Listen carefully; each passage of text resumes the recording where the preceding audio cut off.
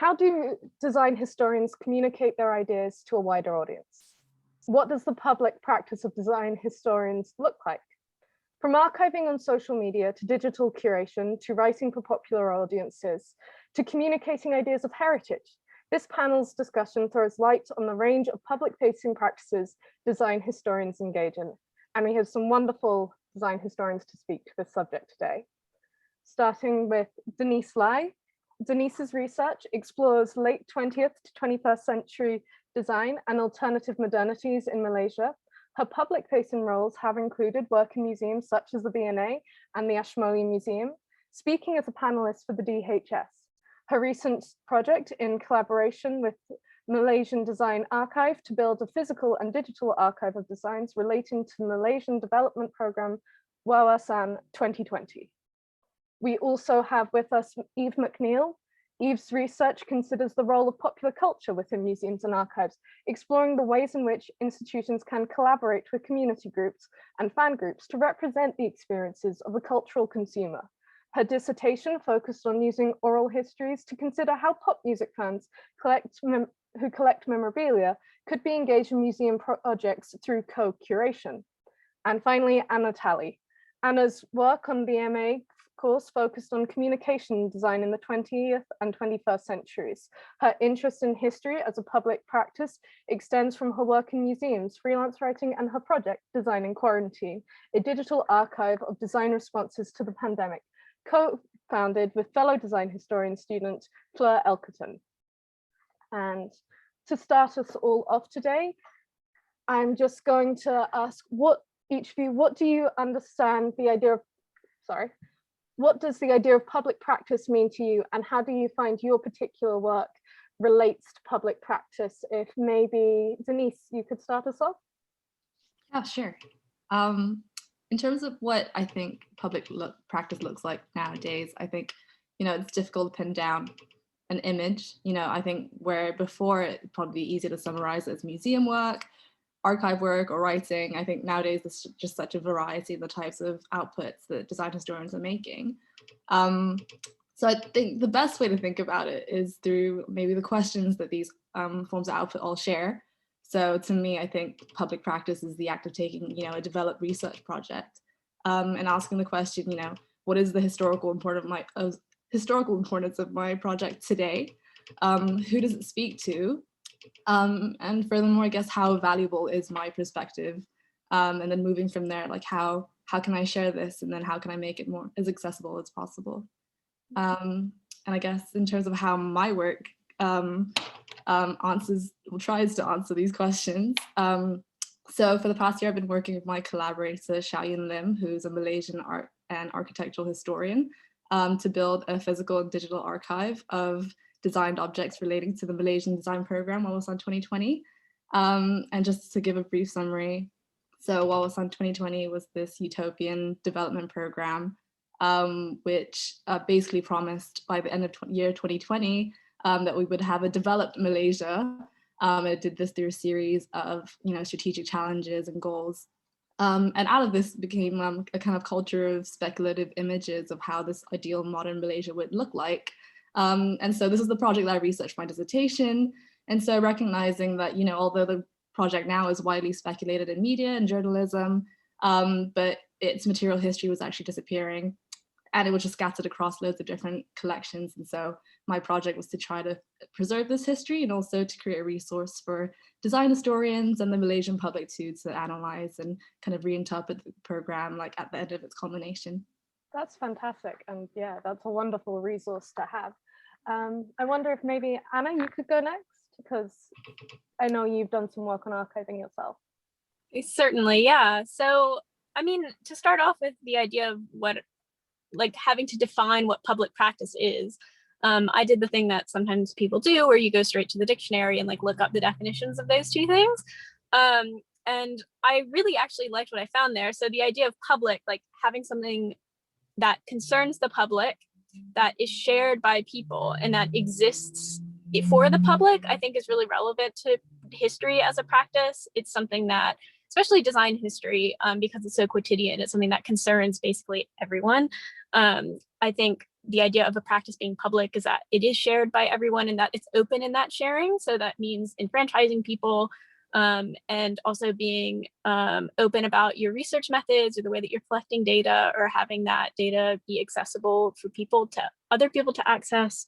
And then I was thinking about practice and the idea of practice. And for me, public practice in history is like the application of the research that you've done in some sort of open, accessible way that concerns people.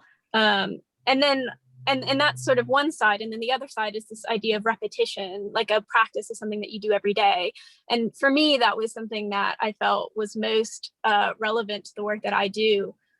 Whether it's working with Fleur on DIQ, which ends up being an almost daily practice of researching objects or writing labels for these objects and uploading them onto our site, and speaking with people about the things that they are interested in including.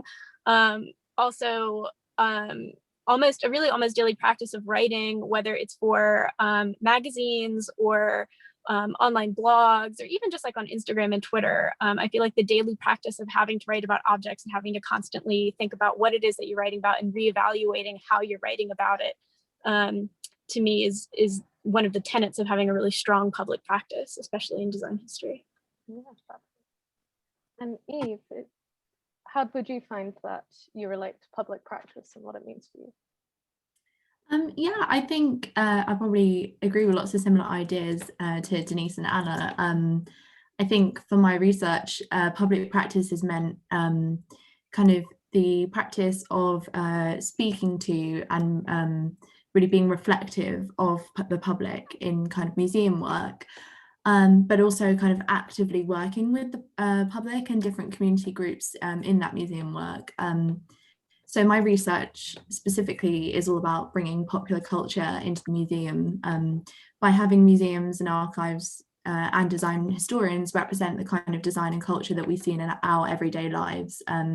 So be that kind of posters, flyers, pop music, graffiti, movies, all of that kind of thing.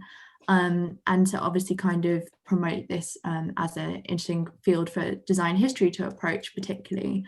And as Fleur kind of mentioned in my introduction, obviously my dissertation focused on pop music memorabilia in particular.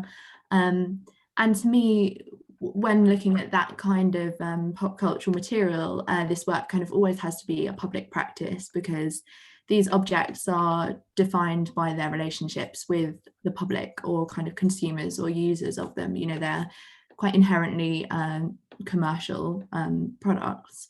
So yeah, therefore my work has looked at how the public can be worked with to tell stories about these objects, and why the public can be seen as these kind of non-academic, non-professional experts that can be really valuable to any researcher or curator.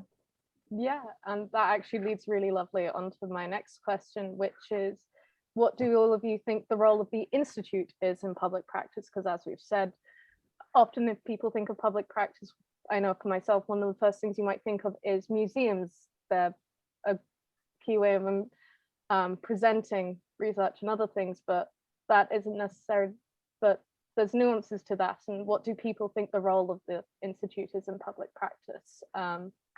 Maybe Eve, if you want to continue what you're saying and go a bit further. Sure, yeah. I think I agree that traditionally, you know, we have seen design history as a discipline that is practiced very much as part of an academic program or as part of an institution. You know, it's kind of the work of curators and archivists and other museum professionals. But I suppose what I've been really interested in is people who could be said to practice forms of design history outside of the institution. So my dissertation kind of argued that the people that I was researching were practicing a form of what I'd call design history in praxis. So essentially kind of performing the role of a design historian, but from within a community rather than from outside of that community. And so I was kind of looking at these memorabilia collectors in this capacity, and I found that they really seem to combine a practical knowledge of the design and the materiality of these objects with a more kind of vernacular experience-based knowledge that and kind of emotive connection to the material that maybe can only be found from those who are involved in the community rather than working from an institution. So I suppose, you know, thinking about kind of people who are working as non-professional historians or archivists has been something that's been really relevant to me. Would you perhaps like to jump in, Denise? Yeah, sure. Eve, I completely agree with you on you know, looking at alternative spaces now.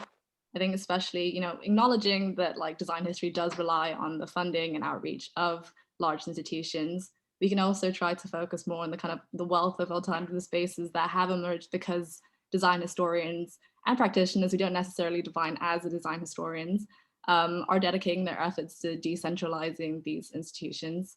So for like personally for me, I'm really inspired by the work of like radical archivists like Chitra Ganesh and Miriam Garni from the Index of the Disappeared, you know, and who are using their resources and their knowledge to try like preserve disappearing histories and voices who have been obscured by narratives told in these institutions. So I think these are the practices we should be looking to for inspiration, and you know, perhaps in doing so also we can like liberate ourselves from the really heavily politicized spaces that established institutions are.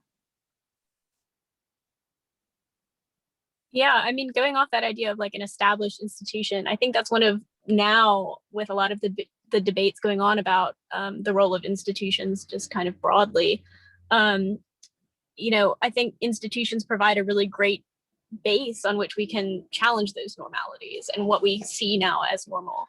And it gives us that sort of, yeah, it gives us that foundation to think about what are the alternatives. And I think sort of like maybe alternative institutions is something, you know, sort of smaller scale institutions. One of the things I like to think about is the Storefront for Art and Architecture, which is in downtown Manhattan. And they do very small scale architecture shows, but it's like on the street, it's street level. It's about, it makes art, you know, architecture is something we deal with every day. And the way that the Storefront for Art and Architecture displays that material is in a way that is, you know, in the street with these big windows. And so I think like in that way, in the past, institutions sometimes been used to obscure, as you were saying, different types of stories and histories. And I think we can sort of look to these alternative institutions that are being set up to make those stories more visible, and as a way to kind of serve as like a forum for people to come in and have these sorts of discussions. That's fantastic and a great example, which I will definitely be asking you about more so. It does also kind of touch maybe on this idea of responsibility, which I wanted to ask you guys about, which is, do you think design historians have a responsibility to bring their work to public audiences, and how might they do that?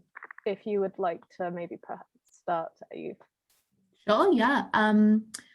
Yeah, I think that responsibility is like quite a nebulous term maybe, but I do think that when we talk about design, you know, we're not only talking about the kind of physical aesthetic design of an object. I mean, sometimes we are, but we're also talking about the design of spaces and technologies and systems, and how a design kind of sits and functions within a community, you know, how it's actually used or worn or displayed. And so, you know, even people who would think of themselves as perhaps not knowing much about design, you know, people use tens and tens of designs or designed objects in their everyday life, you know, furniture or stationery, clothes. And yeah, these people might not think they know much about design, but everyone who consumes design is kind of contributing to its meaning. So perhaps that kind of relates to why a design historian might have a responsibility as such to include and engage and kind of recognize the role of these consumers in their stories about design history. Anna, do you have perhaps anything that you'd like to bring to that idea of responsibility? Because I know you've been, as we mentioned, design in quarantine is kind of, it's actively kind of archiving this moment that we're going to. Like, does responsibility touch onto that, or was it like, what kind of questions did you bring I mean, I guess I've always thought that if all design historians should to some degree be public intellectuals, just because, as Eve was saying, like if you're dealing with something that has to do with everyday life, then I think you have a responsibility then to explain that to people, and explain kind of the way that, you know, whether it is that they're being manipulated by, I mean, I say manipulated, it's just pretty cynical, but by, you know, advertising, or, you know, the way that certain types of products work. These are the things that we study and that we know about. And almost in the way of a politician, like we hold politicians liable to telling us about how government is working or should work. And I think, like, in the same way, design historians should have the same responsibility, because in a way we also understand how the world works in a very particular way, that people interact with on a daily basis.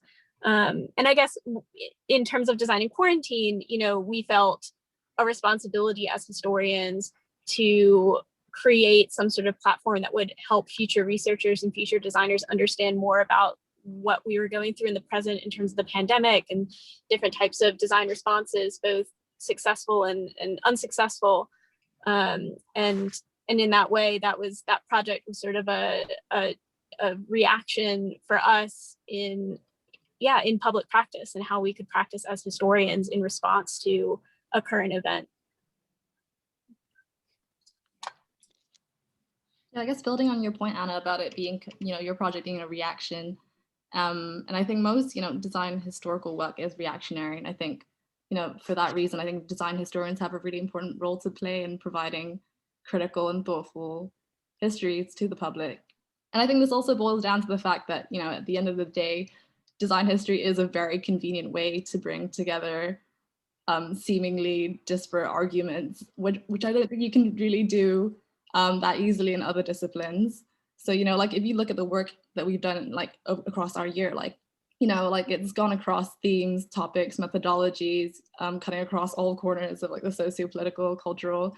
And I think it's because of that porousness of design history, or the kind of like privilege that we have as design historians, that allows us to kind of open up new narratives and also like kind of speak to power as well. So I think in this way, you know, when we bring up work to a public audience, we do have like the necessary tools as design historians to think, who am I speaking to? And also, yeah, what is valuable about my perspective? And so having been given those skill sets, I think there is an imperative to use this privilege to help ensure that public facing histories represent the stories that need to be told. And I guess to kind of like end on a polemic point, I do think design history still has a way to go to really engage with the public. I mean, like I was at the History Matters Public Policy Conference on, I think it was on Tuesday. And aside from the really worrying stuff that was thrown out in the panel, you know, if you focus on the comment section of that panel, like I think there is still such a disjunct between historians and the public. I think one of them, to paraphrase, said, you know, why are historians here when we're talking about something, you know, in the present? So I think, you know, there is still a lot of work that we have to do to show why, you know, analyzing these existing histories have shaped the way that we think today. No, that's great. And I'm always a big fan of the polemical arguments, so it's great to hear that as well.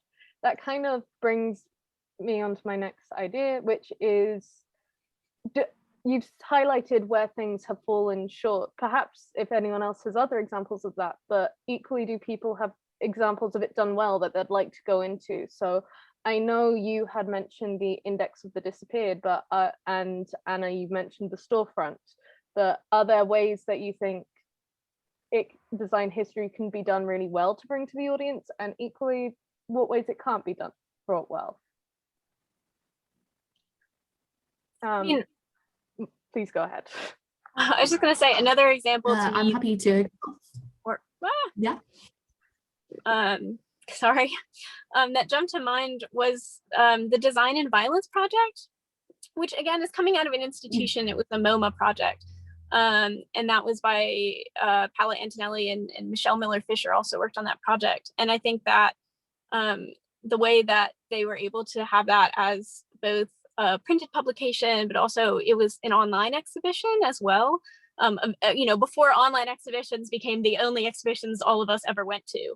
And I think that especially in America, you know, dealing with something like violence and gun violence, was a scary topic for a museum like the MoMA to touch, and they did it very successfully. And to me, that's like, that to me is an amazing example of design history as public practice, because not only were they looking at sort of the design of violence over the last 20th century, but it also had a lot of relevance to the sort of situation in the US now, and how it continues to be.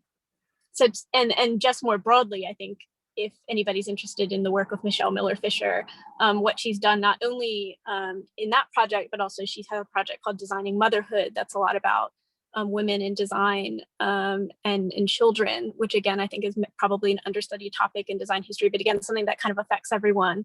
And also a project about museum transparency, which is sort of interesting because it's public, but not in the sense that it's a project that reaches to public audiences as much as it's for those who work in museums, and bringing sort of to the public eye really what the situation is in terms of, for example, salaries and unions, specifically in the US. But I think like all of those are really great examples of design history as public practice and engaging with public issues as well. Eve, I know you wanted to say something as well. Yeah, sure. I think maybe some of the examples that I found really inspiring have taken a slightly different route in public practice, in that they're less about perhaps the content of the exhibition being kind of an important public conversation, but more about, I've just found it really interesting, the idea of co-curating an exhibition with the public, and kind of having that, I suppose, more of a key stakeholders between the public and the institution that is putting on the exhibition, and kind of working together to exchange knowledge.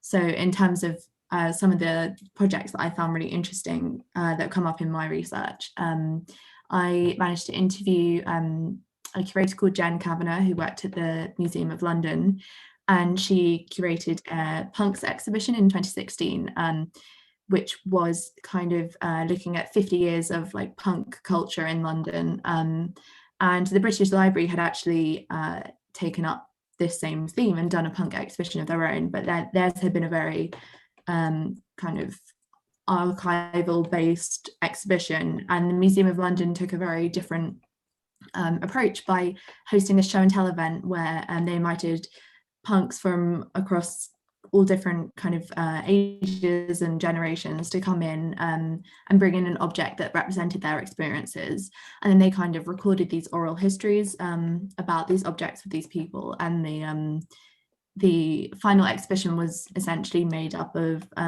both the objects and these kind of profiles of the people that owned them and their experiences through these objects.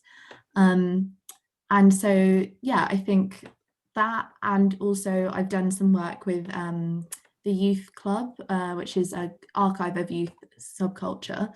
And they've had a really interesting event that's kind of similarly collaborative with the public, where they've had scanning socials in pubs and cafes and community spaces across the UK, where they've invited people to come in with their old photos of them as a teenager and a young person, and to scan these in at the same time as taking oral histories, and both the photos and the oral histories are added to the archive.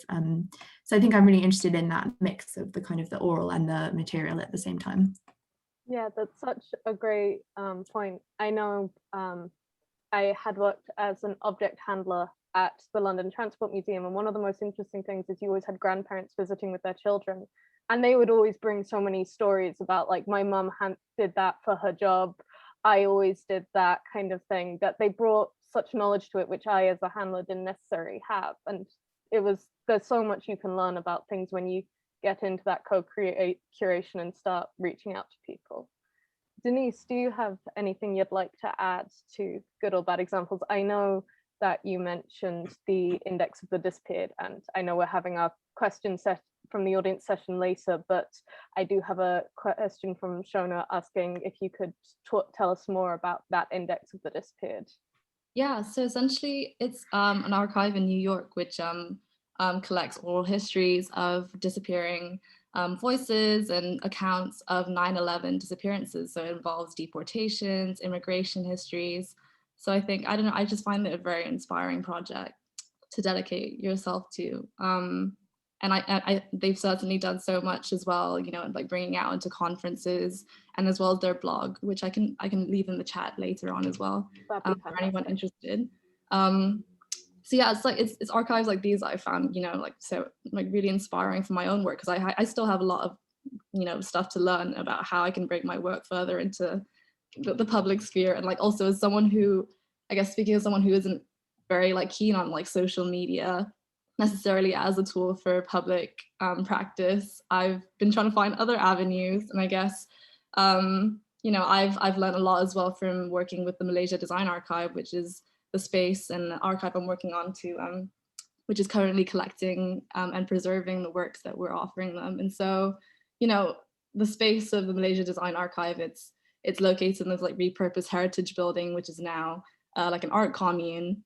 So it has like record shops, printing studios, galleries, and, you know, like this, like I guess going back to what Eve was saying about, you know, like community projects, like it's just, I think it's so exciting to see how like design history can participate in like conversations with like other practitioners, you know, from other disciplines. And I know that is inherent in design history, but seeing it really in work, I think is really exciting. So I think, yeah, I guess acquiring, researching objects I've learned isn't really the end goal, but it's really talking to people outside our field that can really push us to, you know, think about widening our audiences for more inclusive practice. And I guess also building off, you know, the Malaysia Design Archive, like being in that space made me realize how much exciting work is being done by people who are doing design history, but not necessarily identifying as design historians. And it also made me realize, you know, as like personally doing this course this year, like there were very rare moments where I actually really identified with a lot of the material that we were, you know, reading in our syllabus or looking at in the museums that we were kind of touring. And so I think the discipline has progressed a lot, you know, insofar as, you know, geographies that are being studied are always increasing, but, you know, research into non-Western design, and within that field, there's still such a lack of embodied voices speaking from those geographies within the discipline. So I think, I guess, what I'm saying is I think we should be supporting efforts to kind of increase, you know, like scholarships and fundings towards like younger students in countries where, you know, design history doesn't really have a footing yet. Yeah, that's very true. And I know that was discussed slightly in our Missing Perspectives panel. So if anyone is interested in that, that should be being uploaded onto the website and discuss this further, because it is such an important point to make about the field today. I know you touched on it slightly just then, but social media, and I guess social media is a thing in that it can seem to answer so many questions, and that this idea it's universal, but even just thinking of the experience of social media, not everyone relishes it, not everyone is online, and I do feel slightly we can overemphasize how online people are, as I say on a Zoom call, but it is undoubtedly something that's very important to the field today. Loads of places are experimenting with what you can do with social media. And I was going to maybe ask what you felt social media's role can or is in public engagement. Anna, would you maybe like to start? Yeah, sure. I mean, I think one of the things I think is really powerful about social media is its use as a way to engage with the public. So for example, with Design in Quarantine, one of the things we started doing is that we always were open for submissions, but we actually started just like searching hashtags on Instagram, like hashtag COVID-19 design or hashtag COVID-19 t-shirt or whatever it was. And then whenever we found something that we thought was really cool that we'd want to upload to the site, we'd like directly just like DM that person and say, hey, we have this, you know, digital archive. Do you want, like, would you be interested in including your work? Like, send us an email. And that ended up being like a really fruitful way to find a lot of submissions, especially ones that weren't necessarily being covered in these like big news outlets, like, you know, Dezeen or Design Boom or something like that. So for me, that's a really powerful way of using social media to engage with these different types of audiences, especially audiences who might not necessarily understand what design history is. I mean, like in an ideal world, somebody would have gone on like DIQ and been like, this is really cool. They included my work. Let me look into this V&A thing. What is that?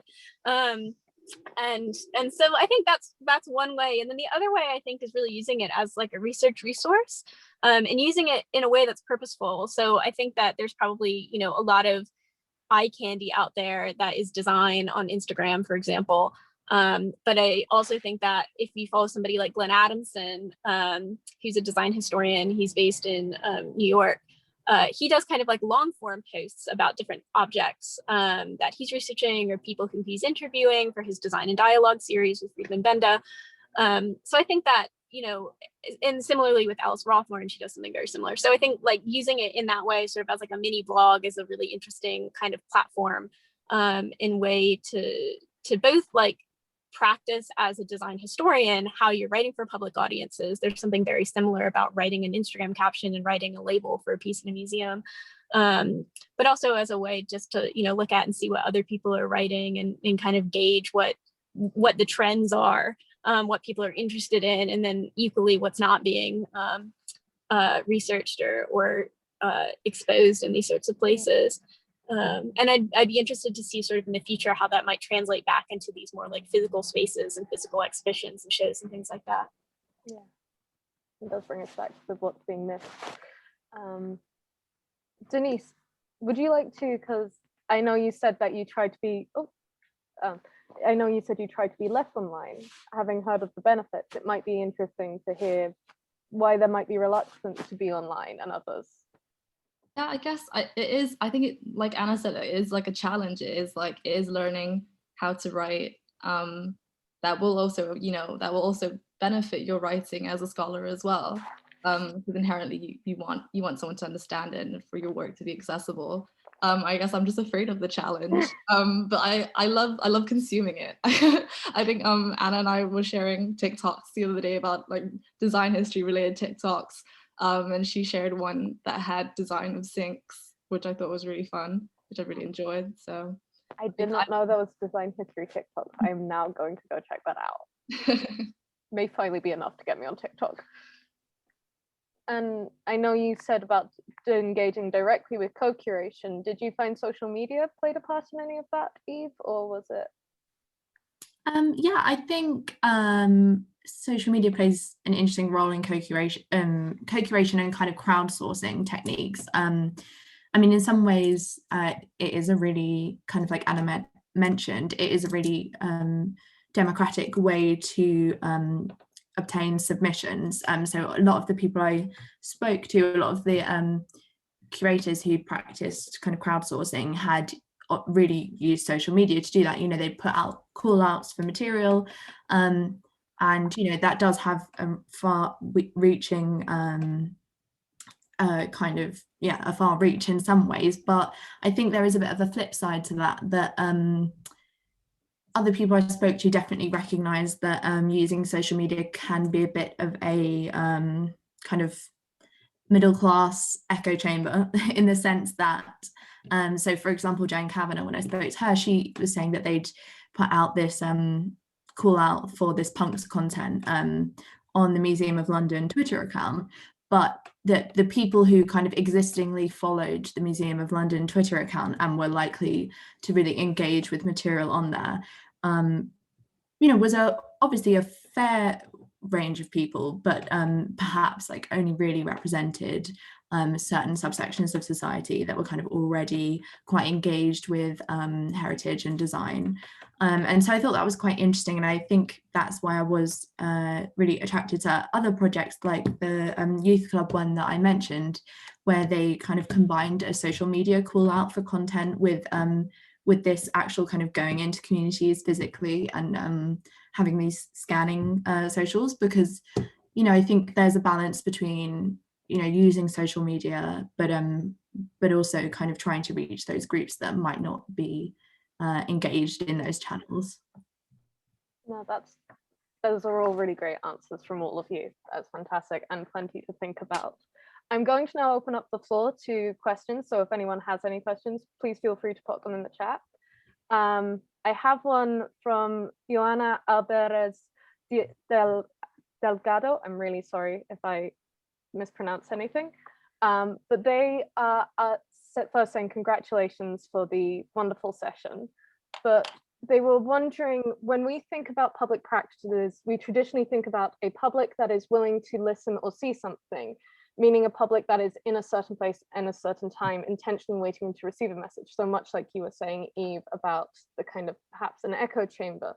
But design historians deal with accidental public more and more, for instance, within social media or event the street. A public who receives that message by accident, who is just passing by, is there any difference in the approach between communicating with an intentional audience and communicating with an accidental unknown audience? And I know you touched on that slightly, Eve, but I think this idea of an unknown audience and pushing beyond what we might kind of assume our audiences to be is a quite interesting one to discuss in the ideas of public history.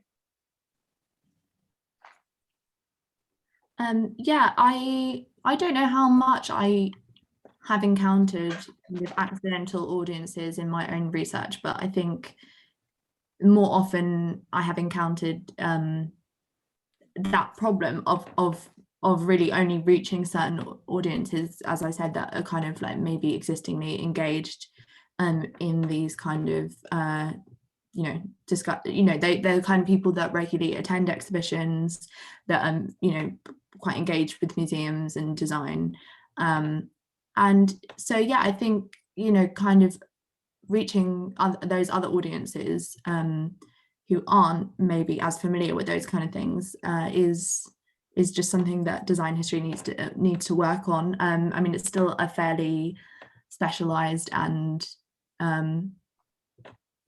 kind of academic discipline in a sense. Not many people have heard of it as a discipline, and so there's definitely, I think, some work to go there. But I can't really speak to having encountered these kind of unexpected audiences myself, but maybe the others have. Actually, in a previous conference that I did, someone messaged me after, who was from Dubai, and he was also thinking of applying for a master's in design history, and he is researching development programs in the Middle East. So like, I was really excited to have that kind of exchange, because I never really thought to, that I would be able to make that kind of connection. And I guess, uncertainty, like in the archive, like we have so many like accidental audiences that, you wouldn't expect. And even like in like over lunch, like when I'm talking about my work with like some friends or like someone I haven't met, there was once where like there was this drawing book that I had, which kind of was like my first object that formed the archive. And it was basically, I used it to represent, the kind of the ways that, kind of like state propaganda was kind of disseminated through these drawing books, which were essentially tutorials on how to draw futuristic Malaysia. And I was showing her a photo of it on my phone. She was like, I have that exact book. And so we figured out that this like touring artist had gone to her school as well in the 90s. And I'd also sold this book. So I thought that was just really exciting. So I definitely think accidental audiences it's both exciting for researchers, I think, and also can also offer new narratives and personal experiences. Yeah, and I mean, for me, when I think of an accidental audience, the first kind of thing that again pops to mind is like this idea of the street. And I'm speaking from a perspective of like having come from working in like museums. So that tends to be my first point of reference. But for example, like the MoMA, when they redesigned the building last year, or the year before last, because it's March again, they put the contemporary design galleries on the bottom floor. So and it's free. So originally, if you wanted to go into the MoMA and you wanted to see a show, you could look and you could walk into the lobby and you could walk into the sculpture garden, and that was the only thing that was free. But when they redesigned the museum, the modern contemporary design gallery is on the bottom floor. It's on street level. It's got really big windows. You can walk in, you don't have to pay. And I think that that's one way of this idea of like attracting one of these, these accidental audiences, of somebody who walks by and says, oh, that's a really cool, piece of signage. I'd really like to go in and read more about it, or, you know, I can just walk in and see it. And the idea of like a museum almost sort of as again, like a storefront, like something that you could just, anybody would feel kind of comfortable going in, is a way that you could, you know, attract those audiences into those spaces. I think is a really important thing. I really get that idea of just the kind of being able to capture that happenstance. Coming from London, I very much have grown up with museums being a free access to things. And I can probably very much testify that is why I'm interested in history of design, was because it's that thing of being able to be walking around and going, well, what will I do? Oh, I might as well walk into that and see if there's something new, and that it can spark that interest. So it does raise that issue of price to some degrees, like being aware of how price or paying for something can cause a barrier, and working beyond that. I have a great question from Tony here, which is, have you found the move into digital public practices challenges or changes the way you write research, moving from local engagement of physical space into taking local stories more global? I don't know who might want to start that one, but. Sorry, could you repeat the second part of that question? Okay. Have you found that the move into digital public practices challenges or changes the way you write or discuss research? So moving from the local engagement of physical spaces into taking local stories more global. So I think it's kind of what spaces you can engage with, and yeah. Yeah, I mean, I think that this is one of the kind of silver linings of the pandemic and our move into virtual and digital design history. I mean, I'm just thinking about things like Design in Quarantine, Anna's archival project. Obviously, the fact that it's a digital archive does mean that it can take submissions from all over the world. Like, just in a very basic sense, obviously that kind of digital means that it can have a global reach. It can take submissions and represent design in a quarantine affected world in all sorts of different ways, whereas perhaps, you know, if that was a kind of if that was a physical archive, you know, it would be a lot more locally focused. So I think there's then the question of, you know, obviously the benefits and negatives of more specific local archives versus global ones, but I definitely think that there is a real relationship between obviously the digital and having that kind of ability to have a global reach. But I guess, like, coming off of that too, one of the really important things to remember is, like, just because it's on the internet doesn't mean that it's going to reach everyone. Like, just because it has the potential to do so doesn't necessarily mean that it actually does. So there's a lot of work that still has to be done in terms of, like, you know, making sure that that idea of, you know, if you're going to have a digital archive that takes submissions, how are you going to get that idea of it taking submissions out to those different people that you want it from, or that you'd like to have submissions from? I mean, I think one of the things that we also started doing was looking at these, like, international newspapers, which, like, we would never pick up as a printed paper, but on the internet, you can just go and search, like, the Moscow Times or whatever to see what's going on.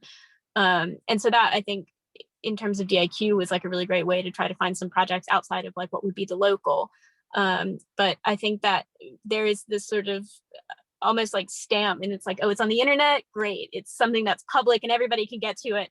And I think that, you know, not only are there language barriers, but there's also still access barriers to digital material. People who might not have access, you know, have great internet access, or you live in a family that might only have one device and you can't, you know, you don't have time to get to those things. So I think that there needs to be a great balance between having these sorts of you know, global online things, and then this idea of having these things that are local, that, you know, and how do we make both of those things as accessible as possible? No, that's great. I've just got another few questions here, which all look fantastic. One is from Justine Boussard, and she's just saying could you share some thoughts on how to personally navigate trust in building co-creation projects, especially when it comes to engaging underrepresented communities? A lot can rest on the historian's shoulders to build a personal rapport with people on behalf of their institution, whereas they are not fully in control of how a project might pan out or what happens if funding runs out. Have you come across examples of best or worst practices? And this is a very timely question, I think, given the current state today. Would anyone like to lead on that? Yeah, I mean, I can talk about the people that I interviewed. So for my dissertation, I interviewed 6 people who collected memorabilia, and then interviewed 4 curators who had worked with these kind of fan collectors. And so in terms of speaking to those 4 curators about their experience of co-curating, I think that trust was a really key concept there, because there was quite a lack of trust between these kind of quite tight-knit communities who collected these objects and had their own kind of cultural experiences and their own networks. And there was a bit of a lack of trust, I think, in terms of working with other people outside of that community, loaning objects, just in a practical sense. You know, some of them have spent decades building these collections, and I think that they were hesitant sometimes to loan these objects to museums, and some had really bad experiences where they'd felt like those objects had been seen as kind of pretty lowbrow and, you know, not that important to the museum, and hadn't been subject to the same kind of insurance or, you know, handling as, you know, perhaps more financially valuable artworks, but they were very emotionally valuable to the collectors. So I think the co-curation process is quite a thorny one that does involve a lot of trust between the curation team and whatever community is being invited to share their objects or their knowledge. And I think, as you say, the lead curator on the project often does become quite personally involved, I think, in building those kind of relationships and rapport with those communities. That does seem, from the people I interviewed, the most successful projects were really hinged on that, I think. Denise, do you have anything you might like to add? Or yeah, I mean, I my archive currently, you know, it doesn't necessarily represent like an underrepresented community. It's kind of more of like a Malaysian archive. But I'm more directly to the question about, you know, funding and building a personal rapport. You know, I was very conscious that, you know, when building a small archive, there is the chance that, you know, it's not going to be very sustainable. You know, you're going to have to constantly fund it. And so in that case, I was really lucky to be able to collaborate with an existing organization, an existing grassroots archive who had already done so much work to build up a sustainable infrastructure, which allowed them to continue preserving the collection. So I knew it was in safe hands. But, you know, it is a challenge. And, you know, when I talk to some of the researchers in the archive, it is a constant application for funding. And that pretty much like defines like their everyday. So it's tough, I think. Yeah. These have all been fantastic questions. And I'm just going to wrap up one, which is probably quite appropriate given that we're all on this course because we're here to learn and we're here to study and become better design historians. And Grace Lee Maffey asks, to what extent in your experience is public engagement part of the curriculum for design history? Can it be taught, and if so, how? Which is a very fitting question to end this session on. I mean, so I studied art and design history in undergrad, and there was certainly not a whole lot about public practice in that, you know, more traditional sort of survey way of art, you know, historical education. I think the V&A RCA program having this sort of unit as part of the course that says you have to have some sort of public practice as part of your, you know, degree accreditation, certainly encourages people to start these sorts of projects or do these other things. And I think that you can definitely teach some of the tools of becoming a good public practitioner, whether that's sort of like writing for public audiences, how to write museum labels, you know, resources for co-curation. I think you can definitely give you the resource to do all these things, but I think you as an individual kind of have to decide how it is that you want to bring your work to the public, and what is the best way to do that, and how does that fit with the other skills that you might have, whether you are a graphic designer or you know, have experience maybe working with large audiences or something like that. You know, I think a lot of it is self-initiated, and I don't necessarily think that's a bad thing. But I think providing the resources and tools on how to then self-initiate is where education, sort of formal education, does play a role. No, that's been fabulous. And if anyone has any further thoughts, I'd love to hear them, but I will probably be texting you all later to ask for further thoughts, because this has been great. Just as a final reminder to people, if you would like to explore further some of the things that we've been discussing here, I know all of us have stuff on our website, which should be being dropped in chat now. And we do have another event on tomorrow, which is knowledge exchanges, which I think will touch on some of these things about how you impart knowledge and how you share it. But it's been wonderful food for thought. And again, also, if anyone has, for any reason, missed a bit of this session, we will have all the recordings online. It has been really wonderful to hear all your thoughts. And yes, I look forward to catching up with you guys offline in the days ahead, hopefully. Thanks, Maria. Thanks, everyone. Thank you for coming.